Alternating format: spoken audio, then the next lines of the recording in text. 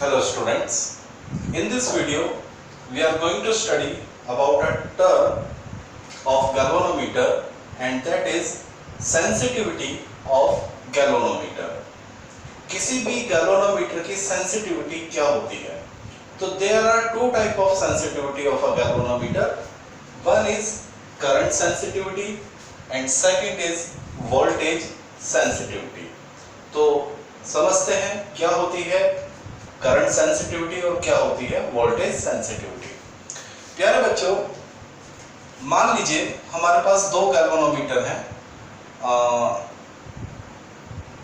इसका जो ये गैल्वेनोमीटर है X और दूसरा गैल्वेनोमीटर है Y। ओके, ये गैल्वेनोमीटर X, ये गैल्वेनोमीटर Y, दोनों का पॉइंटर 0 पर है। 1 2 1 2 1 2 1 2। ओके, तो मैंने जो गैल्वेनोमीटर X है इसको मैं करंट देता हूं 1 एम्पियर और जैसे मैंने इसको करंट दिया 1 एम्पियर तो इसका जो पॉइंटर है वो टर्न कर जाता है 0 से 1 पर। ऐसी Y को हमने करंट दिया 1 एम्पियर लेकिन इसका जो पॉइंटर है वो टर्न कर जाता है 0 से 2 पर।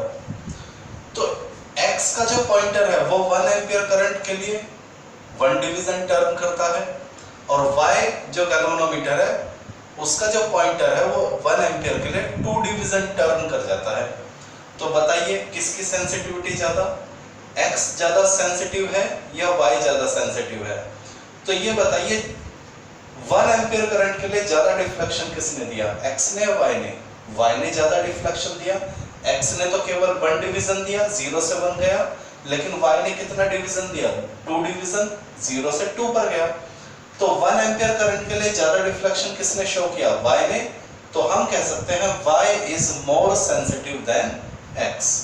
क्या ये बात समझ में भाई? ऐसे ही तो इसी चीज को हम दूसरे तरीके से समझ सकते हैं। मान लीजिए हमने गैल्वेनोमीटर को दिया 1 वोल्टेज, कितना दिया? 1 वोल्टेज, और 1 वोल्टेज पर इसकी जो नीडल है वो 0 से कहां गई? 1 पर, और Y को भी हमने क्या दिया? 1 वोल्ट, और इसकी नीडल 0 से कहां गई? 2 पर। तो 1 वोल्टेज देने पर किसने ज्यादा डिफ्लेक्शन किया? Y ने। तो Y क्या हो गया? ज्यादा सेंसिटिव। यानी वो गैल्वेनोमीटर जो 1 एम्पियर करंट के लिए या 1 वोल्ट पोटेंशियल के लिए ज्यादा डिफ्लेक्शन दिखाते हैं, they are more sensitive. Clear हो गया? तो इस तरह से हम ये बोल सकते हैं करंट सेंसिटिविटी को IS और वोल्टेज सेंसिटिविटी को VS से रिप्रेजेंट करते हैं। तो करंट सेंसिटिविटी क्या हो जाएगा प्यारे बच्चों? It is the deflection by unit current. Clear हो गया? यूनिट करंट यानी 1 एम्पियर। 1 एम्पियर करंट से जो पॉइंटर है वो कितना डिफ्लेक्ट हो जाता है। जिस गैल्वेनोमीटर का पॉइंटर ज्यादा डिफ्लेक्ट वो उतना ही ज्यादा सेंसिटिव। ऐसे ही वोल्टेज सेंसिटिविटी क्या हो जाएगा? It is the deflection per unit voltage. Unit voltage यानी 1 वोल्ट। ओके, जो गैल्वेनोमीटर 1 वोल्ट के लिए ज्यादा डिफ्लेक्शन दिखाएगा वो ज्यादा सेंसिटिव। तो इसका जो फॉर्मूला होगा current sensitivity is equal to theta upon I। Theta क्या है बेटा? डिफ्लेक्शन, कितना एंगल टर्न कर गया या कितने डिवीजन मुड़ जाता है, और I क्या है? करंट। ऐसे ही वोल्टेज सेंसिटिविटी क्या हो जाएगा? Theta upon V। थीटा क्या है? डिफ्लेक्शन, यानी पॉइंटर कितना मुड़ जाता है। तो क्या ये बात समझ में आ गई? This is the definition and this is the formula. Okay, अब जरा इस फॉर्मूले को थोड़ा सा हम और मॉडिफाई करते हैं। आपने जब हमने पढ़ा था वर्किंग ऑफ गैल्वेनोमीटर, हमने इससे पिछले वीडियो में गैल्वेनोमीटर की वर्किंग पढ़ी थी, तो वहां हमने पढ़ा था कि torque of coil is equal to counter torque of hair spring. ठीक है, कॉइल में जो टॉर्क होता है और हेयर स्प्रिंग में जो काउंटर टॉर्क होता है वो क्या हो जाते हैं? एक दूसरे को बैलेंस करते हैं। तो सिंस टॉर्क, कॉइल में कितना टॉर्क था? NIAB।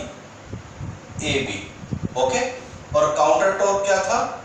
के थीटा। याद आ गया? के क्या था? टॉरिजनल कांस्टेंट और थीटा क्या था?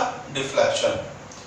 N number of turn, I current, A area of the coil और बी क्या था? Magnetic field. तो प्यारे बच्चों यहां से जरा थीटा अपॉन आई का एक्सप्रेशन निकालिए, कितना आएगा? तो आई इधर आ जाएगा तो ये आ जाएगा N A B over K. तो ये थीटा अपॉन आई की वैल्यू यहां रख देंगे, तो इसको हम इक्वेशन नंबर 1 मान लेते हैं। तो equation 1 become current sensitivity is equal to N A B over K. तो ये भी एक क्या हो गया? देखिए ये तो है ही करंट सेंसिटिविटी का फॉर्मूला, हमने करंट सेंसिटिविटी के फॉर्मूले को थोड़ा सा और मॉडिफाई कर लिया, यानी in term of N A B K. तो ये हमारे पास करंट सेंसिटिविटी के दो फॉर्मूले हुए। ऐसे ही ये हो गया हमारा वोल्टेज सेंसिटिविटी का फॉर्मूला। ठीक है प्यारे बच्चों, चलिए इसको थोड़ा सा और मॉडिफाई करते हैं। Vs is equal to theta, ये जो V है Vs is equal to theta, इस V को मैं क्या लिख सकता हूं? IR लिख सकता हूं। देखिए put V is equal to IR। ठीक है, चलिए put V is equal to IR। तो हमारे पास क्या फॉर्मूला हो जाएगा? Voltage sensitivity is equal to theta upon IR। क्या ये बात समझ आ गई? Okay. Vs is equal to theta upon I into 1 upon R। देख लीजिए voltage sensitivity theta upon V को क्या रख लिया? IR। यहां से थीटा अपॉन I सेपरेट कर लिया, 1 upon R as it is है। प्यारे बच्चों जरा देख के बताइए थीटा अपॉन I किसके बराबर है? थीटा अपॉन I है करंट सेंसिटिविटी के बराबर। तो IS अपॉन R। चलिए IS की वैल्यू ये रही। Since current sensitivity is equal to NAB over K, तो प्यारे बच्चों वोल्टेज सेंसिटिविटी क्या हो जाएगी? करंट सेंसिटिविटी की वैल्यू रख दो NAB over K into R। तो देख लीजिए करंट सेंसिटिविटी के दो फॉर्मूले, ऐसे ही वोल्टेज सेंसिटिविटी के दो फॉर्मूले। तो एग्जाम में ज्यादा बड़े टॉपिक ये नहीं आते हैं, लेकिन एग्जाम में 1 मार्क्स से रिलेटेड क्वेश्चन आपसे पूछ ले जाते हैं। या तो दोनों की डेफिनेशन पूछ ली जाती है या दोनों के फॉर्मूले पूछ ले जाते हैं। क्लियर होगी बात? और ये भी पूछ लिया जाता है कि करंट सेंसिटिविटी और वोल्टेज सेंसिटिविटी कैसे इंक्रीज हो सकते हैं, कैसे डिक्रीज हो सकते हैं, यानी how they depend on other physical quantity. तो ये आपने देख लिया करंट सेंसिटिविटी की डेफिनेशन, फॉर्मूले, वोल्टेज सेंसिटिविटी की डेफिनेशन और फॉर्मूले। चलिए प्यारे बच्चों आगे बढ़ते हैं। इसको लिख लीजिए दोनों को, वीडियो को पॉज करके। ठीक है, रब करते हैं इनको, आगे बढ़ते हैं। चलिए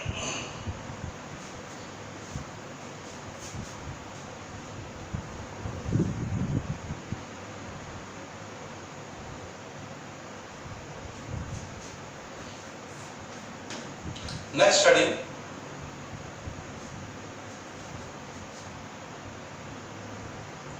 factor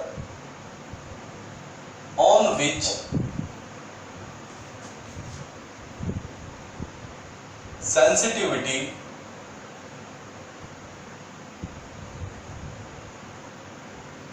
depend।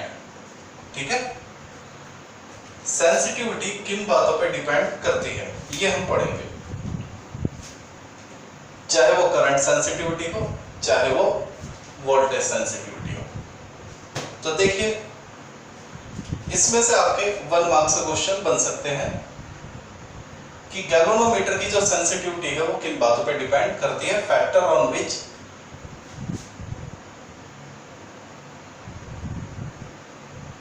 Galvanometer sensitivity depend. Okay, तो सबसे पहले जरा ध्यान देना, सबसे पहले तो फॉर्मूला लिख लेते हैं।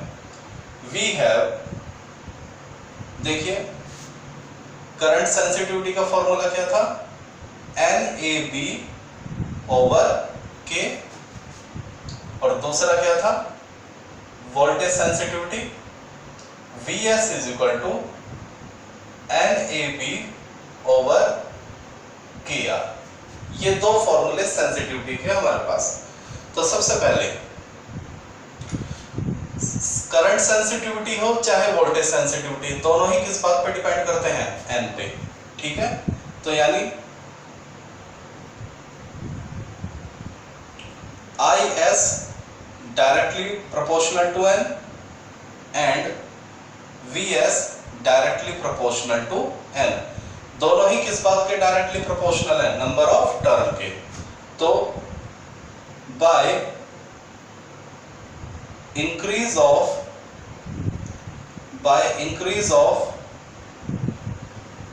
number of turn in coil,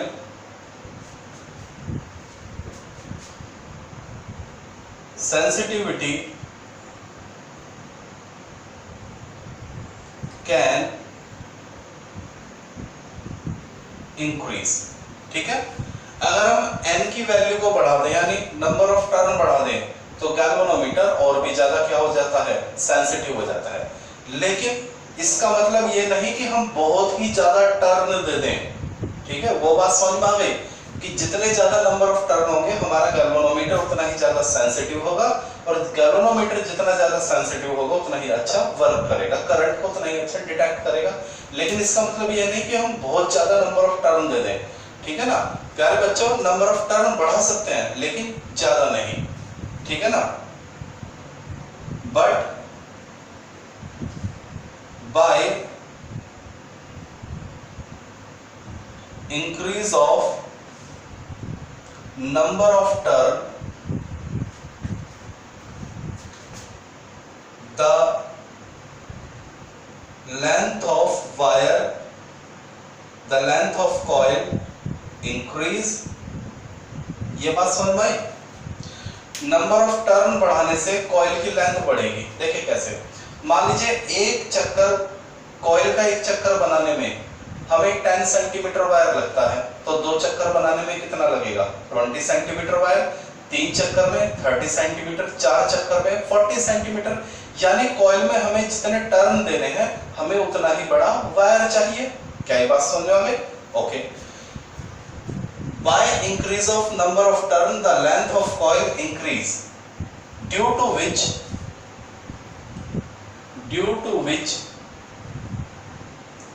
the resistance of wire also increase। अब प्यारे बच्चों, जब लेंथ बढ़ेगी तो रेजिस्टेंस भी बढ़ जाएगा, because resistance directly proportional L। जरा एक बात बताइए, अगर मान लीजिए एक कॉइल को बनाने में एक चक्कर में 10 सेंटीमीटर वायर लगता है, तो मान लीजिए आपने 2 कॉइल बनाई, एक कॉइल में हमें 5 चक्कर रखने हैं और एक कॉइल में हमें 10 चक्कर रखने हैं। तो जो कॉइल X है उसको बनाने में आपने 5 लपेटे लिए, तो कितना वायर लगेगा, एक चक्कर के लिए 10 सेंटीमीटर, तो 5 लपेटे के लिए 50 सेंटीमीटर का वायर चाहिए। दूसरी गैल्वेनोमीटर में आपने जो कॉइल बनाई उसमें 10 लपेटे हैं, तो उसमें कितना लंबा वायर रखा होगा आपने, 100 सेंटीमीटर का। क्लियर हो गई बात? तो आपको तो लगा कि भाई N बढ़ाने से सेंसिटिविटी बढ़ जाएगी, लेकिन प्यारे बच्चों N बढ़ाने से लेंथ भी तो ज्यादा चाहिए, और लेंथ बढ़ाने से क्या होता है, रेजिस्टेंस बढ़ जाता है, और रेजिस्टेंस बढ़ने से करंट को डिटेक्ट करने में क्या आ जाती है, परेशानी आ जाती है। तो यानी लेंथ, देखिए आप N बढ़ाइए लेकिन एक लिमिट से ज्यादा नहीं, ठीक है ना। तो hence we can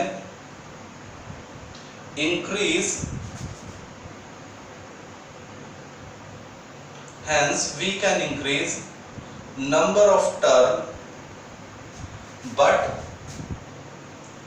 not beyond the limit, लेकिन एक लिमिट से ज्यादा आप उसे नहीं बढ़ाएंगे। तो क्या ये बात समझ में आ गई? ये एग्जाम में क्वेश्चन आपसे कई बार पूछ लेता है कि क्या नंबर ऑफ टर्न बढ़ाने से सेंसिटिविटी बढ़ती है, तो आप कहेंगे यस बढ़ती है, लेकिन एक लिमिट तक ही। उसके बाद अगर आपने नंबर ऑफ टर्न बढ़ाए तो रेजिस्टेंस, वायर की लेंथ बढ़ जाएगी, रेजिस्टेंस बढ़ जाएगा और फिर गैल्वेनोमीटर हमारा उतना अच्छा वर्क नहीं करेगा। चलिए, तो प्यारे बच्चों एन का कंसेप्ट क्लियर हो गया। चलिए आगे बढ़ते हैं। नंबर 2,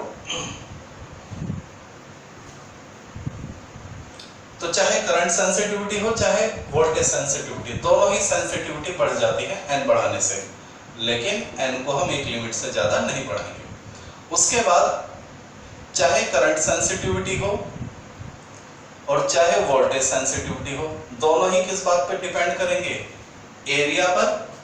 दोनों ही किस बात पे डिपेंड करेंगे, एरिया पे।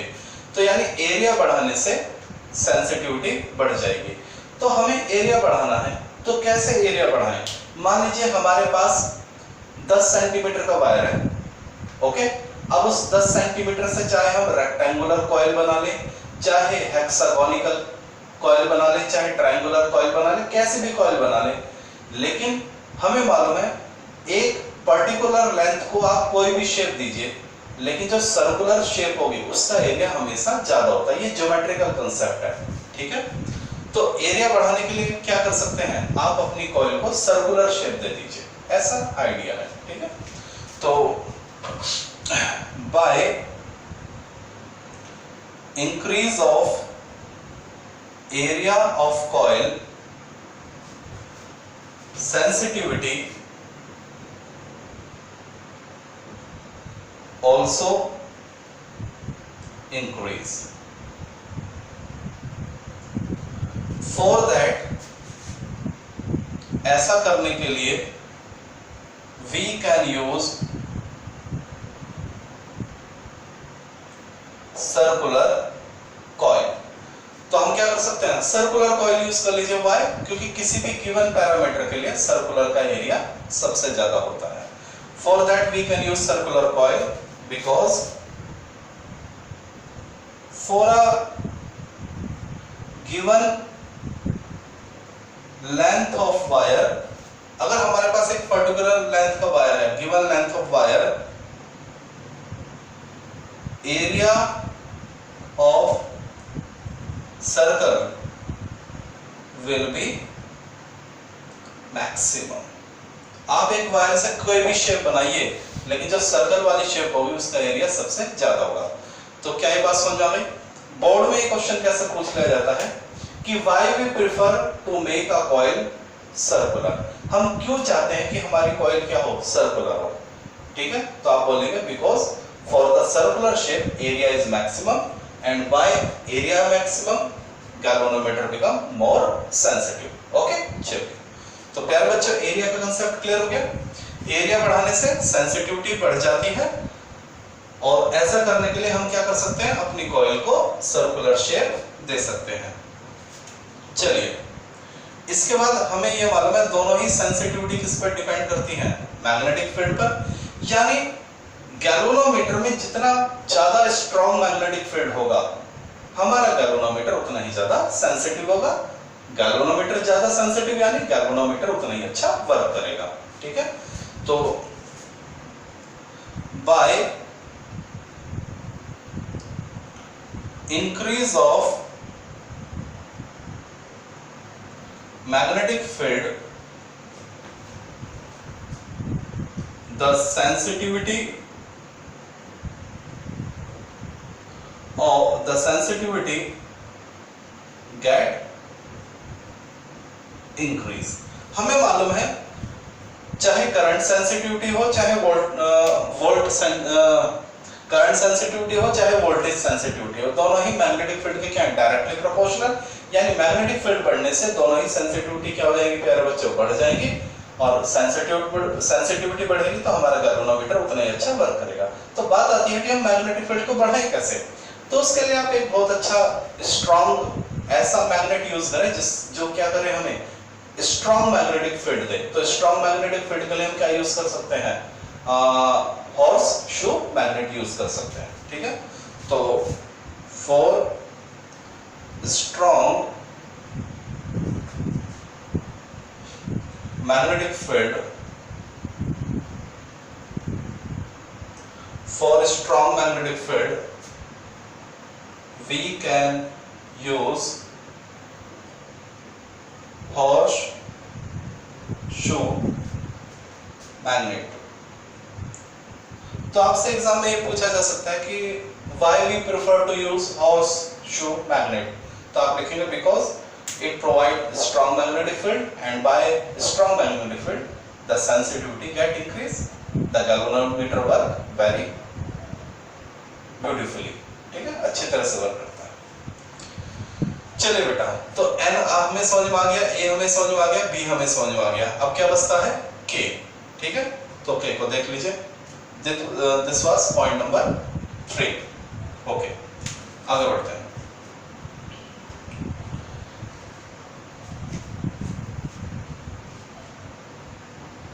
पॉइंट नंबर 4, तो दोनों ही सेंसिटिविटी k के क्या होती हैं, इनवर्सली प्रोपोर्शनल होती हैं। यानी और k किसका होता है, k होता है जो हेयर स्प्रिंग होती है, हेयर स्प्रिंग जिससे हमारा कॉइल क्या होता है, अटैच होता है। पिछले वीडियो में डायग्राम बनाया था गैल्वेनोमीटर का, तो वहां आपको पता चला होगा। तो k किसका होता है, k होता है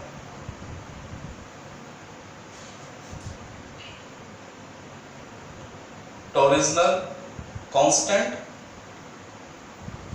ठीक है, k का नाम क्या है, टॉरिजनल कांस्टेंट।